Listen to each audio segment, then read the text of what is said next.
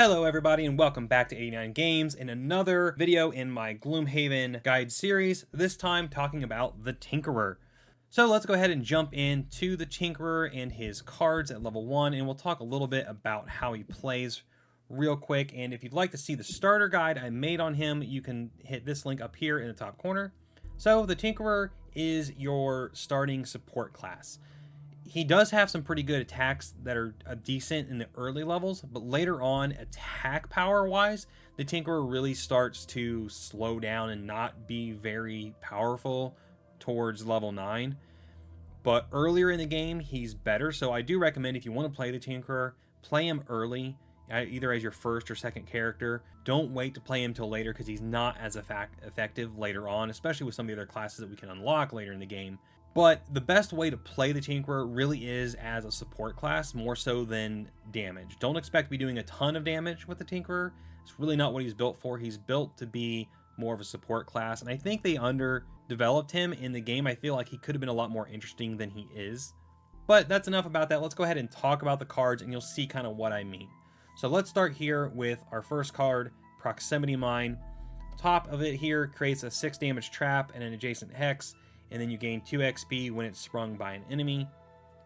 The bottom is a move 4. So this trap is really powerful, especially at level 1. A 6 damage trap is probably going to kill most enemies outright if you can pull them over it, which you can because you could use Hook Gun, which we'll get to here in a minute, but it does have a pull with it, meaning you could easily place this trap and then probably pull an enemy over it. So this is a good insta-kill early in the game when enemies have 6 health or less oftentimes. However, it is a burn, so you're only going to get to do that once.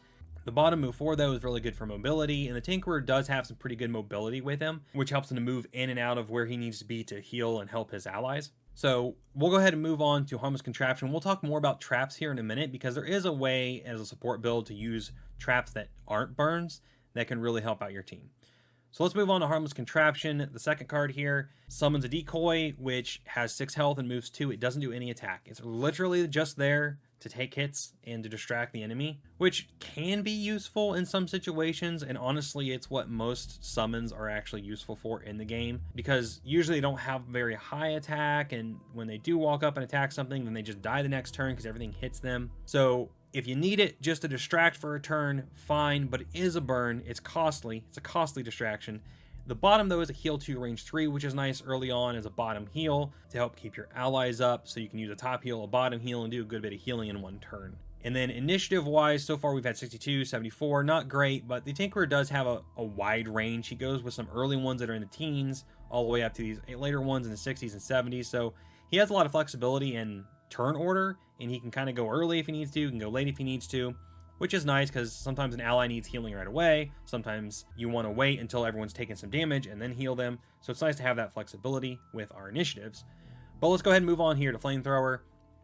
So Flamethrower top, I really do like this one.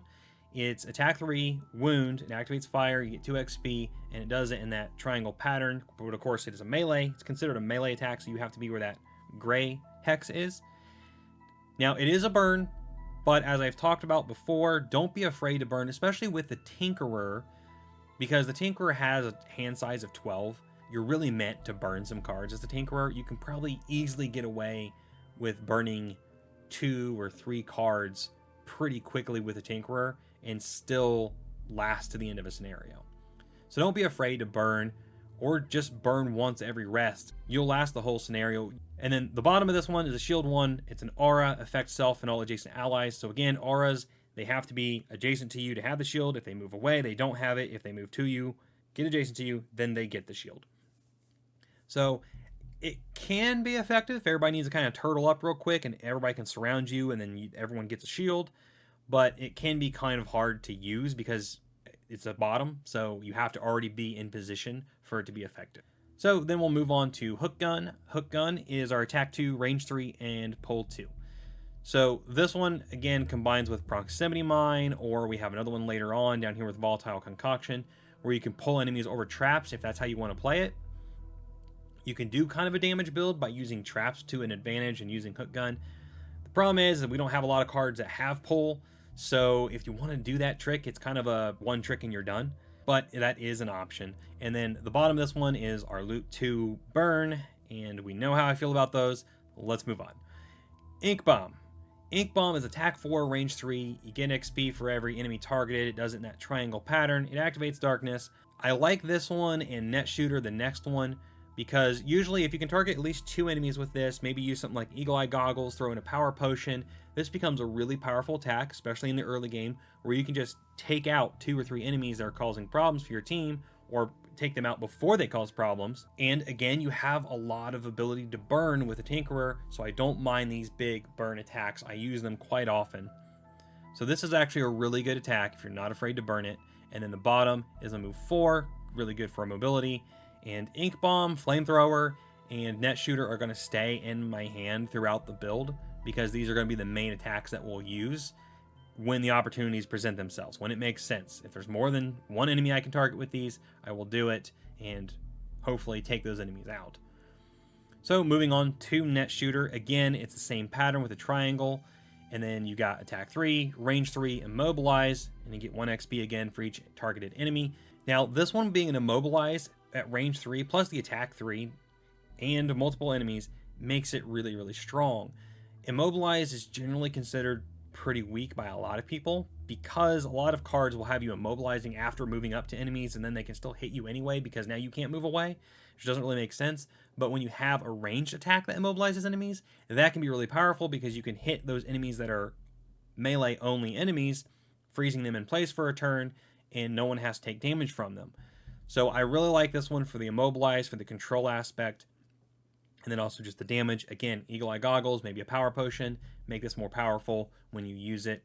And then the bottom, immobilize, target one adjacent enemy, and then move away. Now that can be good if you're in a tight spot, enemy just moved up to you and smacked you.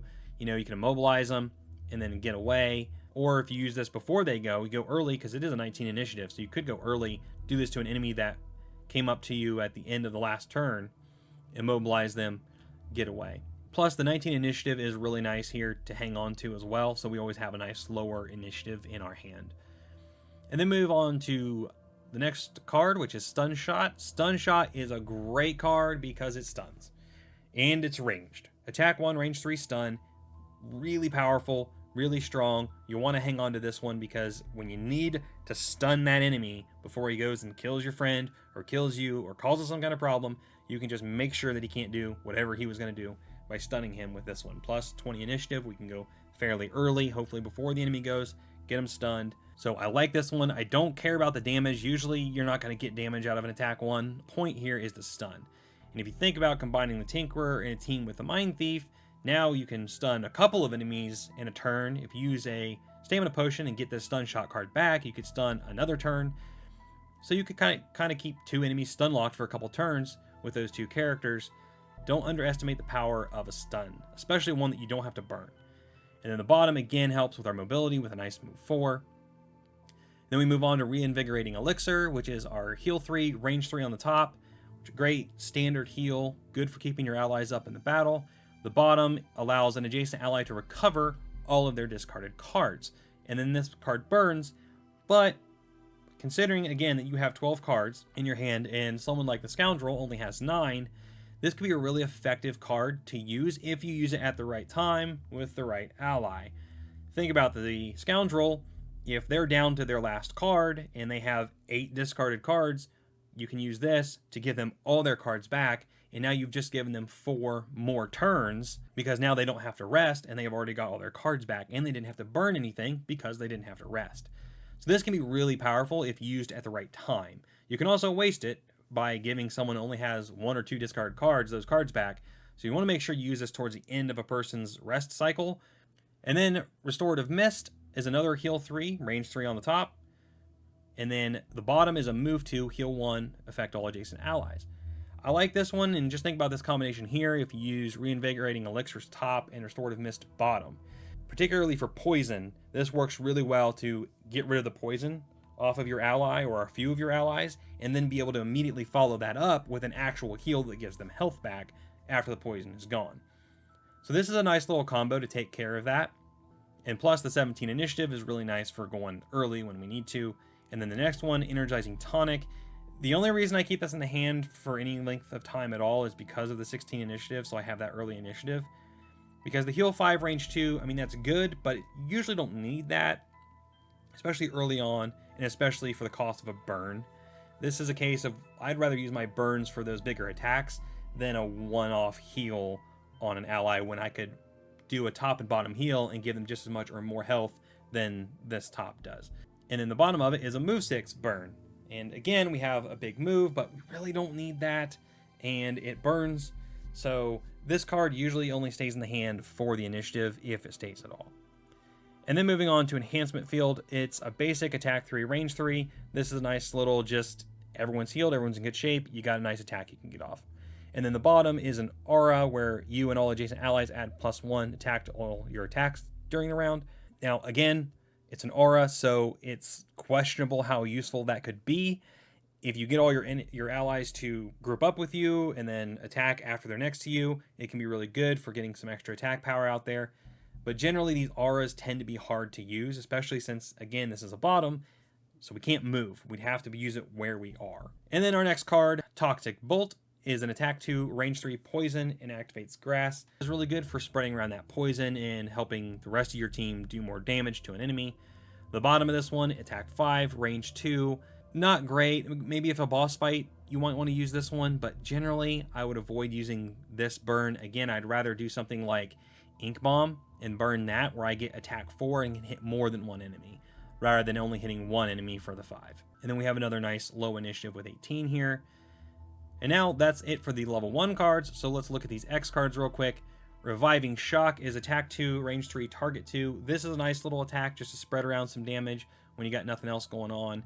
And then the bottom is a heal 5, range 2. And again, just as I spoke just a few minutes ago about an energizing tonic, I don't like burning for the heal when there's plenty of other heals that we can do that don't burn with this character.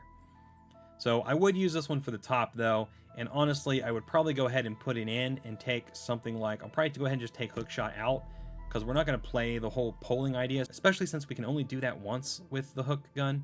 So we're going to take that out and we're going to throw in Reviving Shock.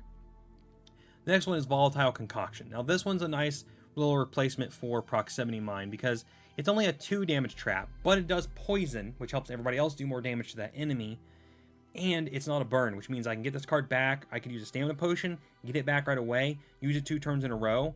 And the point of traps, so we'll talk a little bit about the trap strategy that I mentioned earlier. The point of traps and the most effective use of cards that create traps is really to control the pathing of the enemies in the game. So anything that doesn't fly is going to try to get to the nearest character it can without stepping on any traps. So if you have a melee enemy, they will walk all the way around a room if they have to not step on a trap. So you can use traps to block off certain paths, or you can also put them in places enemies are forced to walk through, like doorways. And by doing this, you can kind of control enemies' movements and funnel them towards a particular character, say your tank or a high damage character, where they can take them out one by one instead of being surrounded by them. So I like traps for that reason, and we will be taking a lot of trap cards as we play this kind of healing support role with the Tinkerer, because I think it's the best way to get the most use out of him. So moving on though to the bottom of this one now, one ally within range 2 may recover one of their discarded cards. If you have ice, you can consume it, and it's 2 cards instead. So this one's kind of like Reinvigorating Elixir's bottom, except instead of it being a burn and being all the cards, it's only a 1 or 2 cards, but it doesn't burn. So this is a nice one that you can occasionally give someone a card back if they need it. Maybe they really need a particular card to make a combo work. You can give them a card back. And you can do it from range. Only range 2, but still, that's better than having to be adjacent to them. So we're going to go ahead and throw Volatile Concoction in by taking Proximity Mine out. And that way we can use that kind of control method of using traps. And then finally the last one, Potent Potables. On your next 4 heal actions, you add +2 heal, and then the bottom is a nice little move 3. This is really good if you want to focus on healing. And I have used this card before, and it is really powerful. But there also is a caveat. So the extra heal 2 is really good, because if we think of something like Restorative Mist, where we move 2 and heal 1, well, now it's move 2 and heal 3. So that makes that really, really powerful. But the bad part about it is that this also increases all your heals, even if they don't need the heal. So if you're healing someone that's only down 2, and say you use the top of Restorative Mist. So it's heal 3, well, it becomes heal 5 regardless because it's a heal action, but they only needed 2 health. So now you wasted a charge of this. So when you use this, you kind of have to be more careful to make sure, like, okay, my ally needs more healing than the card normally gives, then it makes sense. If they don't, then you're kind of wasting the extra charges on this. So it's a little bit of a two-edged sword, whether it's actually useful or not, but it does make you a more powerful healer if you're focusing almost exclusively on healing. Okay, so that covers level 1, and this would be, I would say, my level 1 build for the Tinkerer. And now I must say that I have played the Tinkerer at lower levels. I have not played him, to my knowledge, to my memory, I can't remember playing him at the higher levels. So keep that in mind, but from the cards we'll be able to tell and kind of see that he does kind of lose power the longer and higher level that we go. Alright, so at level 2, we get Stamina Booster, and then we get Disorienting Flash. So, Stamina Booster, heal 4, range 3. Top, that's really good heal. Heal 4, range 3, that's a strong heal. Good card to have. The bottom, one ally within range 3 may recover one of their burned cards. Now, we can't get this card back. It's burned forever. But, you know, allowing an ally to get one of their burned cards back could be really powerful, especially if it's a really strong burn. So that's a nice little support card there. And then the next one is Disorienting Flash, which gives us a stun, range 3, target 2. Now, this is a burn. Stunning 2 enemies, though, for it at range 3 is pretty powerful. But it's also a burn, it doesn't do damage, so this kind of depends on if you're trying to play like a control role with the Tinkerer, then it might make sense to take this one and get that extra stun out there. The bottom of this one is a muddle all adjacent enemies, and then you move 2 away.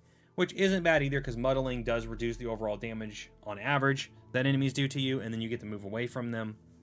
But I think out of these two, we're going to play support role. I'm going to go ahead and take Stamina Booster, mainly for that top heal 4, range 3, because that's a really powerful heal. So we'll take that one, and then if we're going to take that one, we're probably going to take out Harmless Contraption, because it's only a heal 2 at range 3, and we're hardly ever going to use the top if we use the top. So we'll take that out, we'll throw Stamina Booster in, and let's move on to level 3. At level 3, we have Tinkerer's Tools or Crank Bow. Now, Tinkerer's Tools, the top, disarm one adjacent trap. It's not a burn, so good for getting rid of traps, but there are other ways to take care of traps. So, not that great, really. The bottom, create one stun trap and an adjacent empty hex. So the bottom of this one, though, really good because now we have a trap. And it's a stun trap, but again, we're using this to control the pathing of enemies. So I do like the bottom of this one for the trap. And then the other one is Crank Bow. This is your attack card. If you want to play an attack roll, but it's a burn, it's attack 6, range 5. Move 4 on the bottom is good. But I think this would be good if you're going to fight a boss. It would be a boss killer card. But for the purposes of this support / trap build, we're going to take Tinkerer's Tools here. And I know it may seem like the weaker card, but we're going to take it because we're going to play a trap build where we place traps and control where enemies move by traps. We could force them over this trap and they would take stun damage. Or not damage, but they would get stunned. So we'll take that one. And we're probably going to take out Reviving Shock, which sucks because we do lose the attack. But again, our role here is healing and traps. So we're going to throw in the trap card, and let's move on to level 4. At level 4, we have Dangerous Contraption or Microbots. Now, Dangerous Contraption is basically an upgrade to the Harmless Contraption because we have an attack power on it now. But again, it's a summons. You only get to bring it in once. It's not that good, except as a distraction for only a turn or 2. Move 4 is good. Microbots, heal 6, range 3, burn. Now, as far as heals that burn, this isn't bad. It is a heal 6, and plus you could enhance this because it's got those 2 pips there, so this could end up being a heal 7, heal 8 at range. And then the bottom is move 3, loot 1. So since we're playing the support role here, I think what we're going to do is take Microbots out of these two with the heal 6, range 3. And then we'll end up replacing Energizing Tonic because we're getting a heal 6, range 3 for the 5, range 2. And we haven't been using this one most likely at this point, except for maybe Initiative, and we still have other low initiatives. So we'll throw Microbots in there. All right, and then moving on to level 5. At level 5, we're going to have Noxious Vials or Disintegration Beam.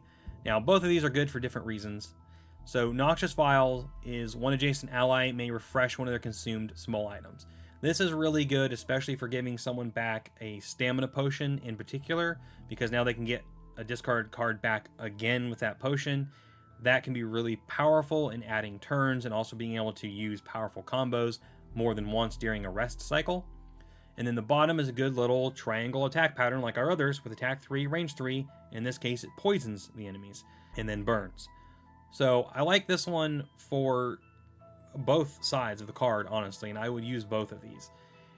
Then the other card, Disintegration Beam. Now this one's the fun one because the top is kill all enemies. Now that means it doesn't, elite, normal, doesn't matter.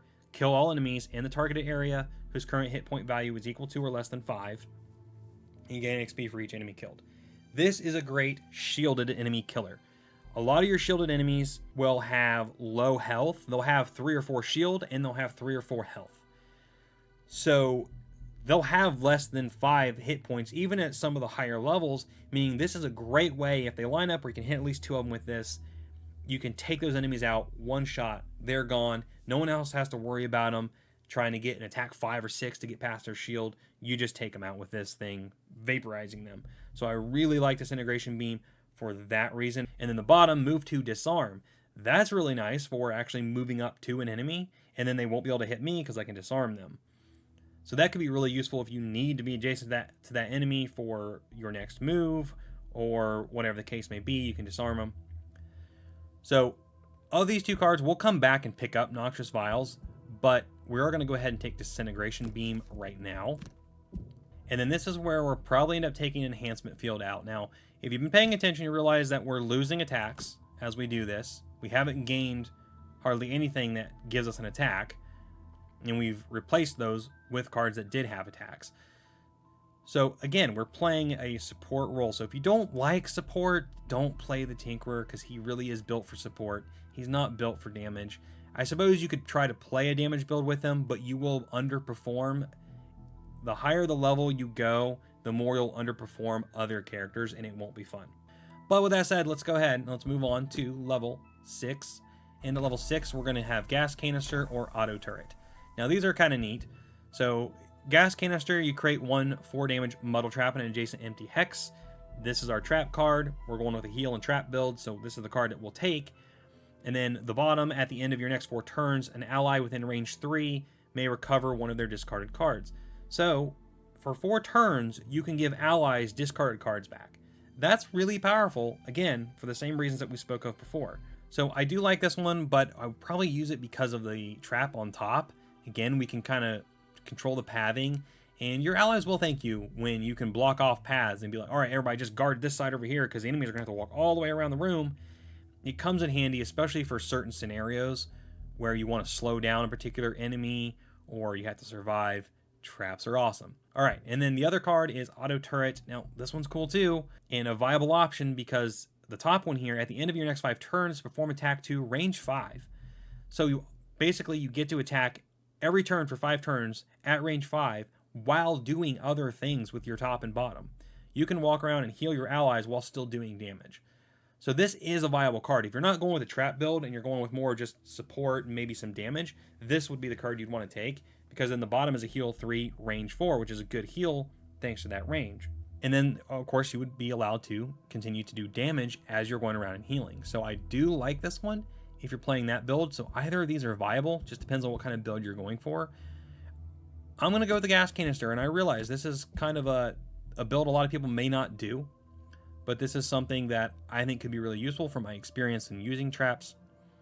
So we throw Gas Canister in, and at this point we're probably going to end up taking Toxic Bolt out to throw that in. It's getting harder to decide which cards to take out.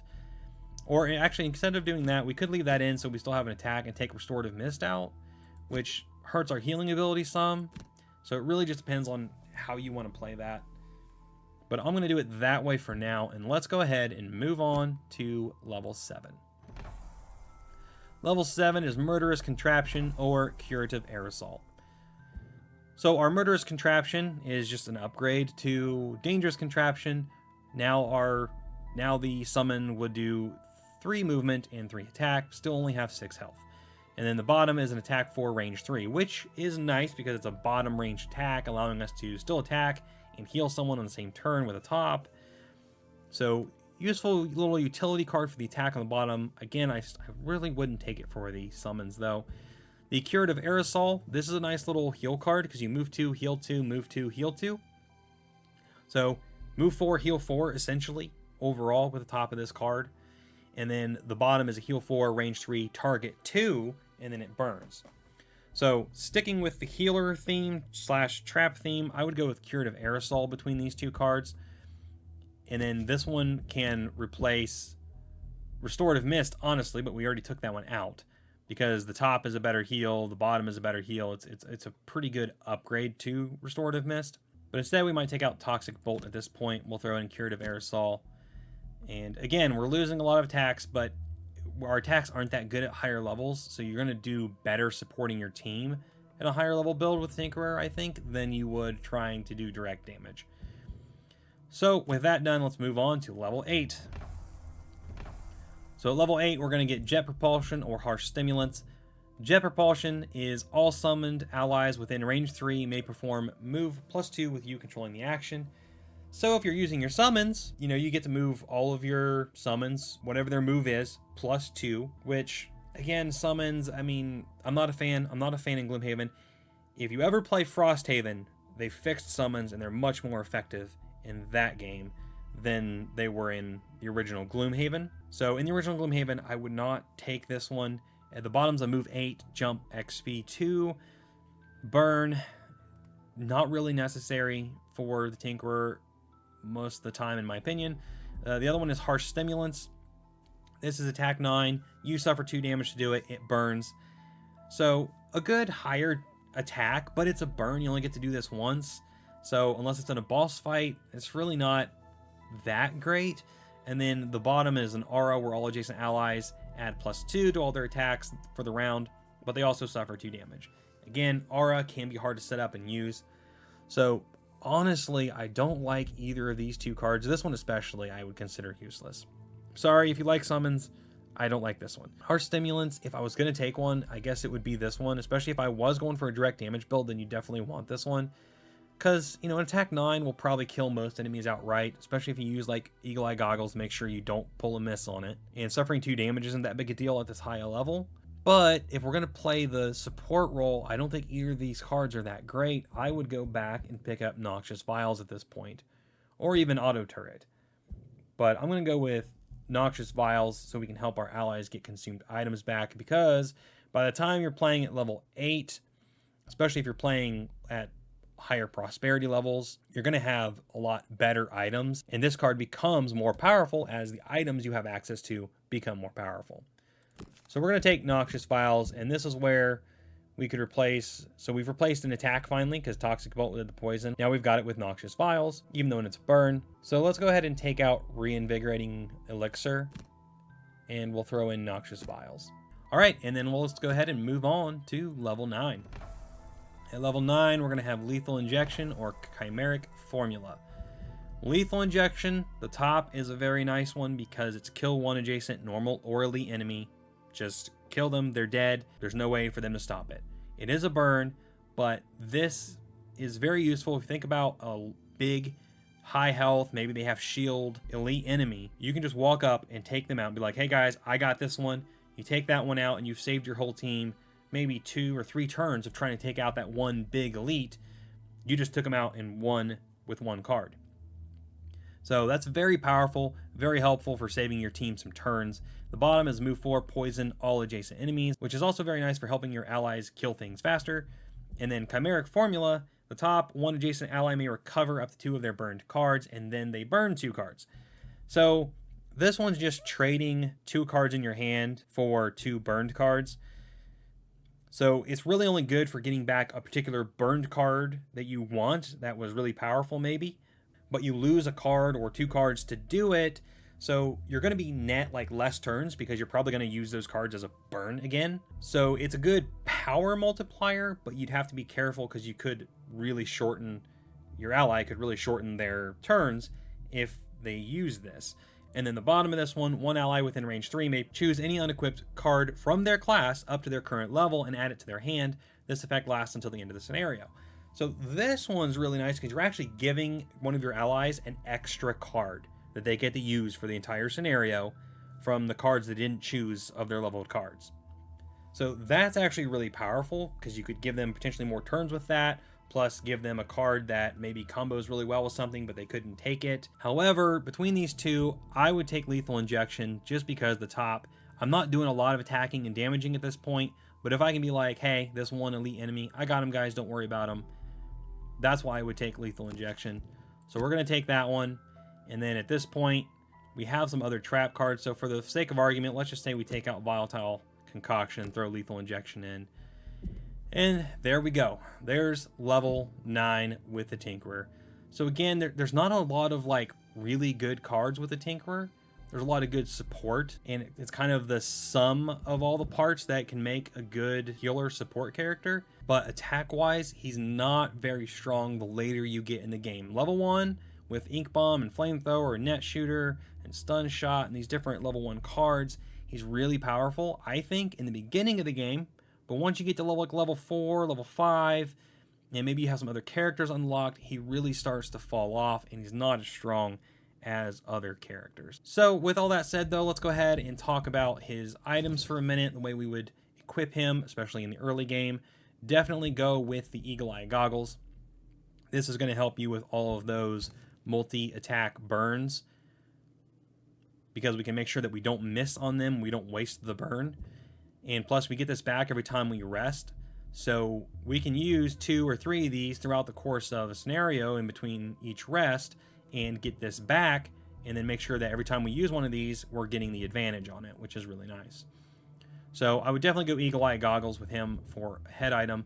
For armor, I usually just stick with leather armor and its upgrades for the Tinkerer, just for that extra survivability. Although you could potentially maybe go with the Cloak of Invisibility if you think that's more useful, but with its mobility and usually staying at range, it's not really necessary. And the armor is just kind of there to keep you safe when there's those multi-target attacks the enemies do and you do get hit. Or if you just kind of messed up and got somewhere where he got hit, at least he's got a little bit of armor. And then as far as hand items, I really like the Piercing Bow for him. Now it does use up both your hand slots, but it ignores all the shield value for an entire attack action. So we're hitting a group of shielded enemies with Ink Bomb. This will ignore their shields and they'll take the straight 4 damage. And like we said, there are a lot of those small enemies that have 3 and 4 shield and 3 and 4 health. Think of something like Living Spirits. This is a great way, if they're grouped up, just to take them out. Combine Piercing Bow, combine the Eagle Eye Goggles, and easily take out some shielded enemies. So I really like this one for him, especially since almost all his attacks are ranged. This makes a lot of sense for the Tinkerer. And then boots-wise, honestly, his mobility isn't that bad, so it never hurts to have Boots of Striding or any other movement increasing boots if they're still available. So always recommend one of those, but the ones I kind of like that thematically fit the Tinkerer are like the Jet Boots or the Rocket Boots, because they're clearly a Tinkerer type item and they allow you to move extra and gives you jump, which is something the Tinkerer does not have a lot of opportunity for in his cards. So getting that extra jump makes sense, or even winged shoes early on might be your best bet, just to get the jump, because our mobility is already pretty decent, especially early on. So then moving on to our bag items, obviously a power potion would probably be my first pickup, just because we can power things up like Ink Bomb, make it an attack 5 on all those enemies. So a minor power potion would be something to start with, and then after that you could take a stamina potion, not because he needs turns back, but because you could get certain combos back. Like, for instance, you could get Stun Shot and stun enemies twice in a row.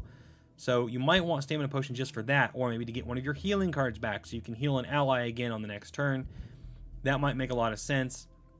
And then other than that, you might want to just take a healing item so that you can use that to heal yourself rather than having to use your abilities on yourself, and you can still use your abilities on your allies.